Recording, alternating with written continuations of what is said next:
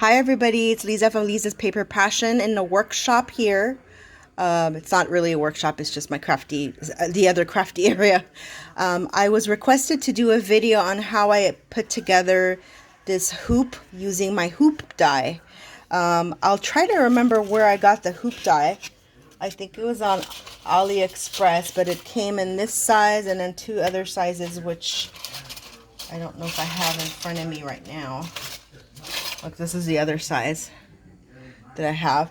So, okay, so these are the materials that you'll need. Of course, the die itself, and this can be used with other dies. It just doesn't have to be the hoop. And then you need a paper to cut to cover here, the top part, and then you need the foam. So I just use the foam from the Dollar Tree, the poster boards. It cuts through, believe it or not, and you'll see right now.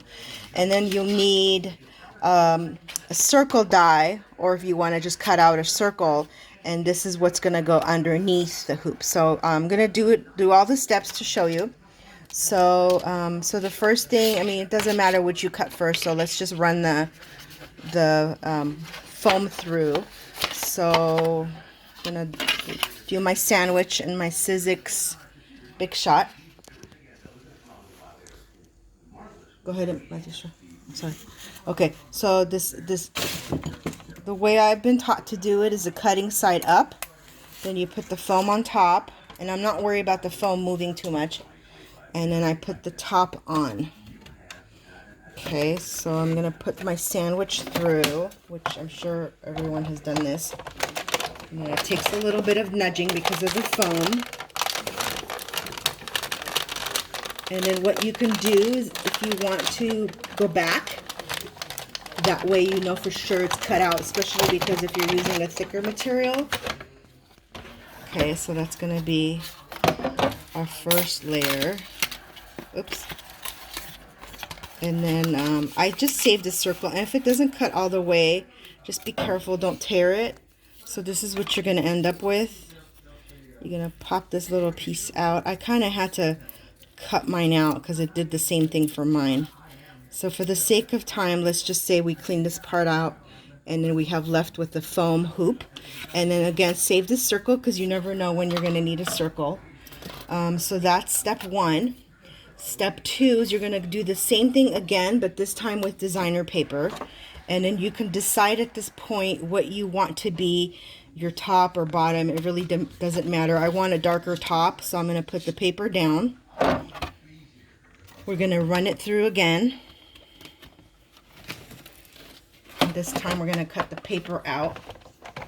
And this one you can get away with just cutting one time. But for the sake of recording, I'm just going to go backwards so I don't run the paper off. Okay.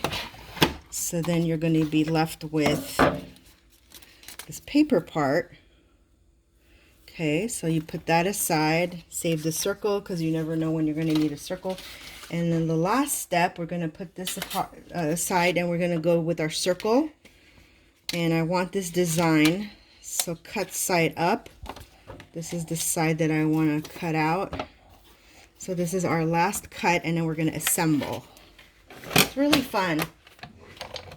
What I'm working on, that project, the hoop project that you saw, which I'll show again, which is I'm making. I posted in a Facebook group, and somebody asked me to make one to show how I made it.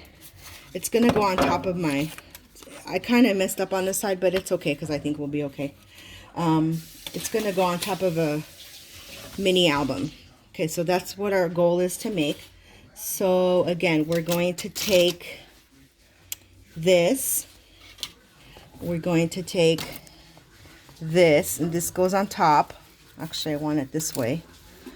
So assuming, of course, that this part is cleaned up, and it's bugging me a little bit, so I'm just gonna clean it. Okay, it's not gonna work with one hand. So so this is gonna go on top, your paper and the foam, and then the circle that you cut out is gonna go on the bottom. See, just like that. And I actually wanted the dark part on the bottom. So I wouldn't use hot glue at this point because it's going to melt your foam. So I just used one of my favorite new glues, which keeps clogging at the tip.